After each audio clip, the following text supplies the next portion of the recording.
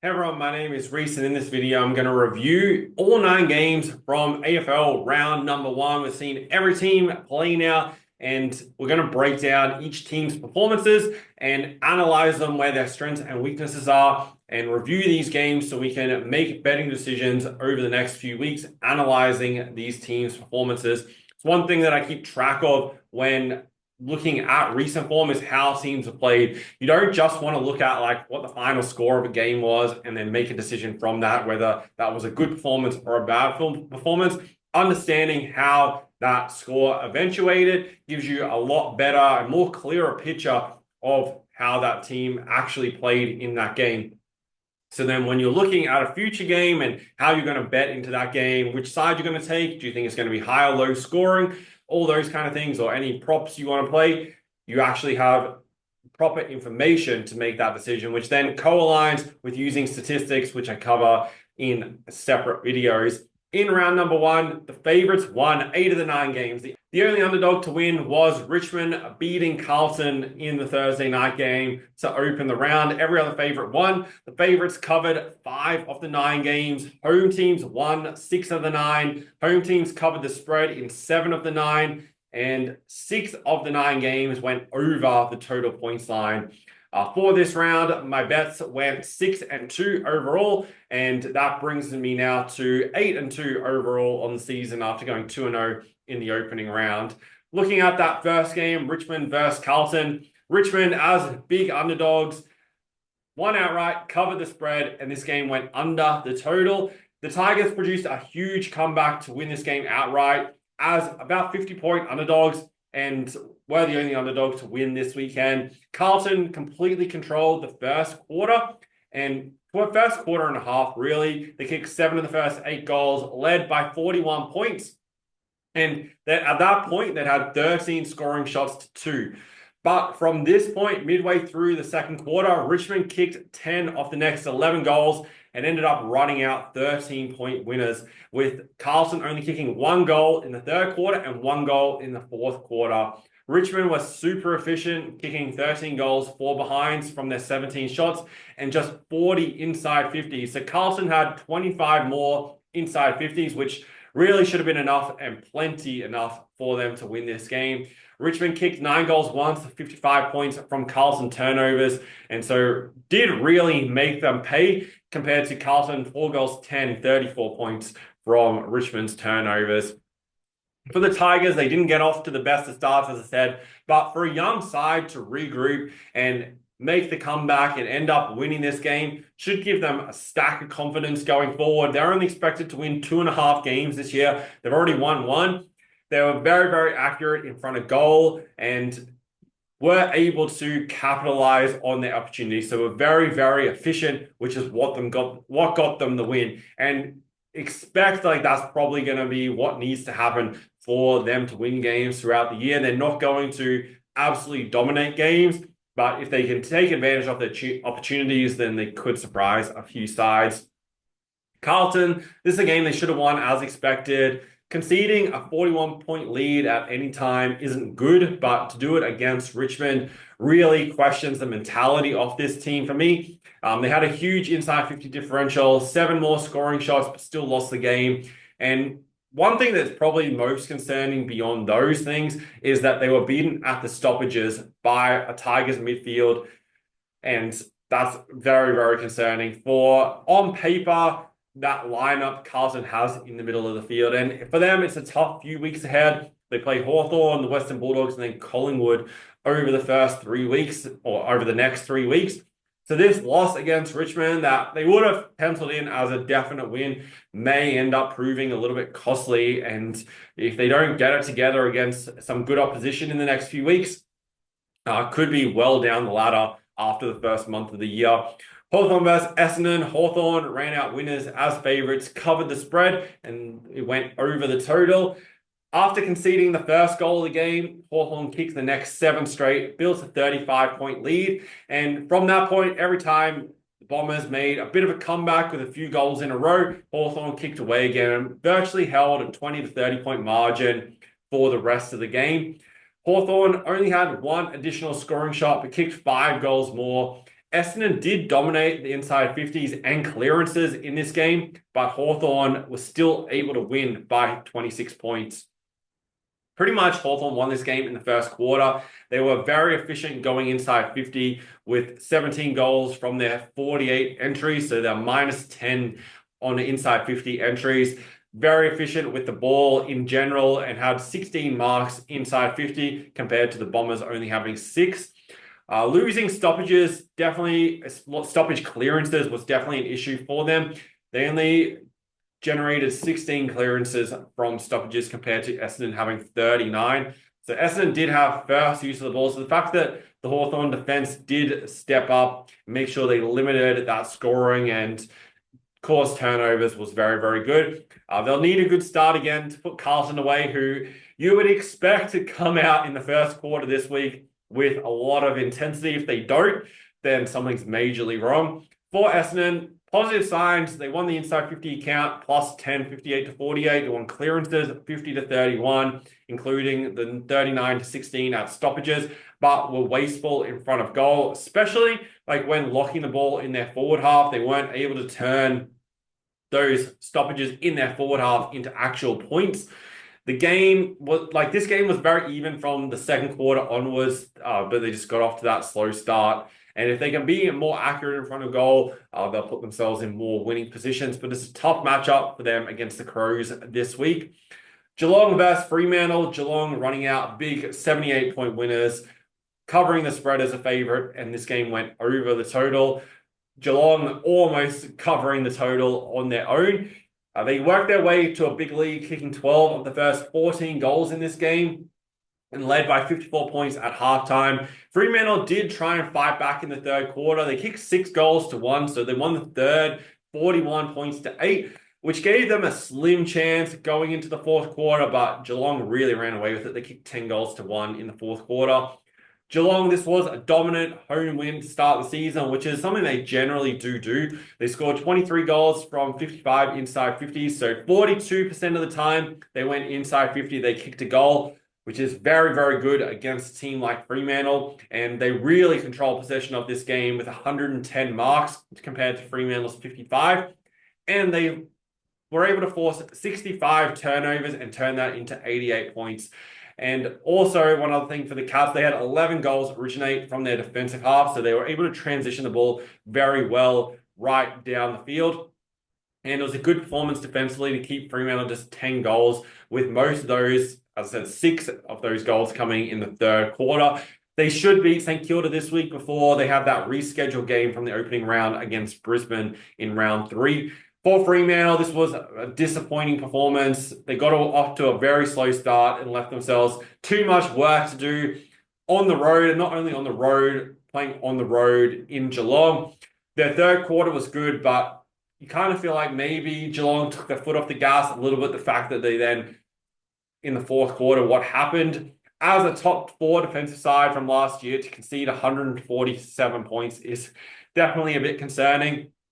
They have 3 straight home games coming up. Next, though, is the Swans, who are going to be desperate for a win after losing their first 2 games. Sydney played Brisbane at the SCG, and they covered the spread, but lost the game outright. And this game went under the total points line. This was probably the best game of the round, went right down to the wire. The Swans were accurate early and generated a 23-point lead.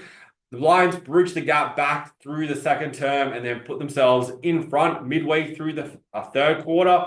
It was still kind of anybody's game throughout the fourth, but the Lions were able to maintain just this small margin of just over a goal pretty much throughout the final term. Statistically, it's a very even game. The stats suggest potentially Sydney should have won. But really, the difference was the Lions their ability to turn forward half possessions into points. Scores from their forward half were 52 points compared to the Swans just 28. Sydney, it was a close loss, but a better performance than they did the week prior against Hawthorn. Positive to see them increase their inside 50s from 40 to 59 and win the inside 50 count by 7. They won inside 50s 59 to 52. They tried hard, but the Lions were just a bit more efficient going inside 50 and also able to win the ball they were first to the ball more often. Now back-to-back losses for the Swans to start the season. In fairness, those two losses have been against the premiership favourites in Brisbane and Hawthorn, but they were two home games now. They travel to Perth this week to play Fremantle on Sunday in what is now an important game for them to win. Brisbane are going to be very happy to start the year with a win in the grand final rematch, especially down on the road in Sydney. Good efficiency signs for them in attack and defence, very similar to last year. Also like the fact they dominated contested possessions and forced 73 turnovers. Last year, they were a very good side at turning turnovers into points. That's not something they really did much in this game, but the fact they forced 73, teams who make turnovers against them at this kind of rate likely will pay for it. They have an easy game this week against West Coast before they play the Cats in week 3, which is going to be a good test for both of these sides early on in the season. Western Bulldogs against North Melbourne. Bulldogs won, but North Melbourne covered as the underdog, and the game went over the total. Even though the Bulldogs were without a number of key players, they are still able to get the win. There was still a few nervous moments throughout this game, and they never really established a winning margin. Each time they extended their lead to over 20 points, North Melbourne kicked a few goals in a row to bring the margin back to the 10 points or under. Statistically, another game that probably should have been a lot closer than even of the final margin of 13 points. The Bulldogs just did enough to secure the win. But overall, there's a few concerns. They were beaten in the clearances, which we kind of expected without Bontempelli and Treloar. But they conceded 17 marks inside 50, 97 points, and 27 scoring shots from the worst or third worst attacking side from last year. North Melbourne were able to generate those chances from their work at the stoppages, but you would expect the Bulldogs, who were pretty much the best, if not very close to it, defensive side last year, that's a few warning signs going off against a team like North Melbourne, and they do have a much tougher matchup against Collingwood this week. For North Melbourne, even though they lost, there's still definitely positive signs for the Kangaroos, most notably their efficiency going inside 50, 27 scoring shots from just 48 entries. And as I said, the Bulldogs were a very, very good defensive side. They conceded the least points per game last year. So I really like those positive signs for North Melbourne in attack. Nick Larkey kicked 5 goals. So he's back on song this season. They had him more off the ball and still laid 23 more tackles, so the effort there is there for the Kangaroos as well. Their next 2 games is going to tell us a lot. They play Melbourne this week, who are a good defensive side, so it'll be interesting to see how their attack holds up against the Demons. Last game on Saturday, Collingwood ran out big winners against Port Adelaide. This was the biggest margin of the round. 91 points was the final margin, 136 to 45. And this was a huge bounce back by Collingwood. After losing to GWS by 50 points in the opening round, they really had a point to prove in this game. Port Adelaide kicked 3 of their 6 total goals for the game in the first quarter, but still trailed by 21 points at quarter time. And at every break, so halftime, 3/4 time, and full time, the margin increased. Collingwood led by more each time, so won all 4 quarters outright. Collingwood this week were very, very accurate compared to last week against the Giants, where they missed a lot of chances. They kicked 21 goals, 10. They controlled field position with 65 inside 50s, and they were very good defensively at rebounding inside 50s. As I mentioned, Port only kicked the 6 goals overall, but had 48 entries. So to have 48 entries and only kick 6 goals, you definitely have to commend the Collingwood defense for that. But Port also were pretty inaccurate and wasteful with their chances as well. They forced 79 turnovers, and they turned those 79 turnovers into 99 points. This now definitely sets up a really good game against the Bulldogs this week. Port Adelaide, this was a terrible start to the season for them. Probably couldn't really have been much worse. They're barring injuries. They're extremely inefficient in most areas, but in particular going inside 50. They had 19 shots from those 48 entries, but only the 6 goals. And I kind of feel like there's going to be huge questions on their forward line going forward this season, especially like considering Collingwood's not renowned as a efficient defensive side. So they face the Tigers this week, who are coming off the big win, and be very, very interesting to see how they go. Like Port Adelaide should win the game and bounce back from that performance, which we've seen teams do already this season. But it's definitely going to be interesting. It's not as black and white as potentially you would have when you looked at the round 2 game prior to this matchup and prior to Richmond's win against Carlton. Adelaide versus St Kilda, the first game on Sunday. On Sunday, we were able to go 3-0 with our best, so that was really good. We pretty much nailed all 3 games. Adelaide, big winners, 63 points, covered the spread as favourites. Game went over the total. Another blowout with a 63-point win. Adelaide got off to a great start, kicked the first 5 goals, established a 30-point lead at quarter time, and St Kilda never really bridged the gap during the second quarter, and then early in the third, Adelaide kicked right away with 6 goals in the first 13 minutes of the third term. This was a great performance against a good defensive opponent by Adelaide. St Kilda last year was a top 5 defense, and to see Adelaide transition the ball right from defensive half to the goals. They kicked 9 goals, which originated in their defensive half, was very, very good. And kind of almost had their own ball out there. They had 429 disposals compared to the Saints with just 350, and led basically every statistic on this game. It sets up a very good opportunity now for the Crows to go 4-0 across the first 4 weeks. There are a couple of 50-50 games, but the way they played, they're going to go in with a huge chance in each of the next 3 against Essendon, North Melbourne, and Gold Coast. So potentially could start the season 4-0 and maybe 3-1. St Kilda, this was a rough start to the year on the road.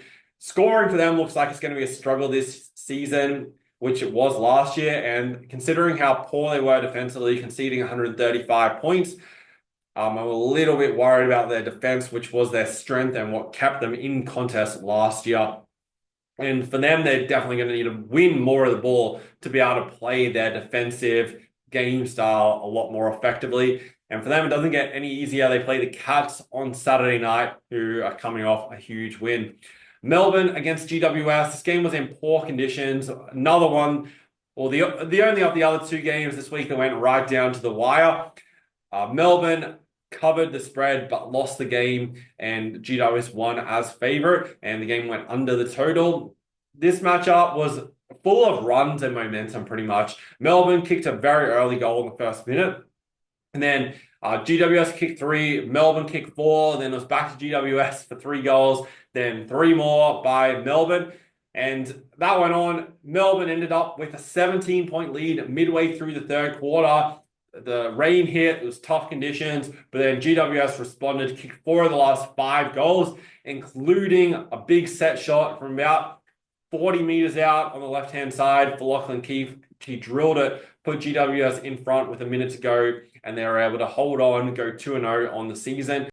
For Melbourne, this was a solid overall performance, but a game they let slip away late, and a game they really should have won. In tough conditions, they relied on their stoppages in the forward half to generate their scores, or points from the center clearances. That's pretty much where they generated their scores from. But ultimately, the difference was the Giants were able to move the ball better and transition the ball down the field, and didn't have to rely on getting goals from those pack clearances and stoppages inside 50. For GWS, they might look at themselves like they got a touch lucky, but they did have to earn it. The conditions of this game definitely favored Melbourne's style more so.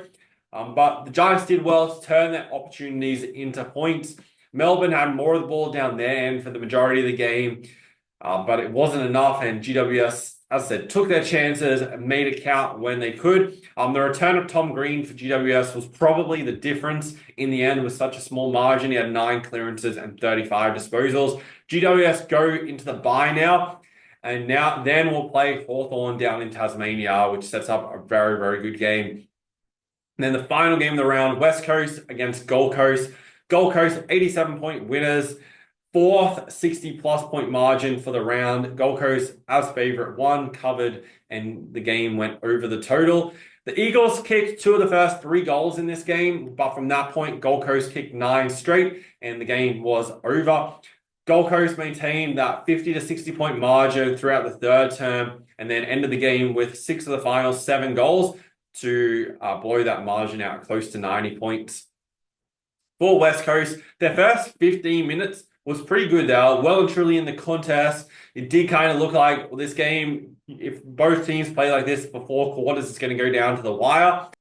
After that kind of early grind stopped and the Suns got a little bit of momentum, West Coast couldn't stop them at all. In the end, they only managed 34 inside 50s compared to Gold Coast 67, as they really struggled to win much of the ball at all. Once again, this season, there's issues already in all three zones: defense, midfield, and forwards. And all 3 areas need fixing. So it's probably going to be another long season for the Eagles and their fans. And it only really gets worse this week with them traveling to Brisbane to take on the Lions.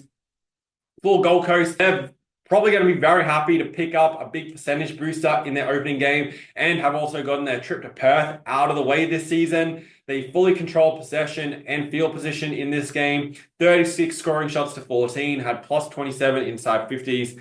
And all this was also without Sam Flanders in the team, who was their main ball winner last season. Noah Anderson really stood up, got plenty of the ball. And overall, is a good performance by the Suns. That is my analysis of all the sides. A quick overview summary of these sides. In the Bet Finders, we have all the statistics of how these teams perform and then how you can match them up against each other. That's where I also post everything I'm betting in the AFL, plus additional best bets preview shows where I break down exactly my bets and why I'm making those bets. So the link to that is in the description. Definitely check it out if you want to profit on the AFL this season, as it'll give you the strategy to follow to actually make money. The bets in the AFL are across all the different markets. So there's a lot of variety there. And also you get to understand how to choose the bets. So it makes you a better AFL analyst and somebody who will learn to read the game better and better. And also you're able to make money. So every weekend when the AFL rolls around on Thursday night, you got the opportunity to make money. So really excited for the rest of the season. Thanks for watching this video. Stay tuned, stay subscribed to the channel for more AFL betting previews, and I'll see you in the next video.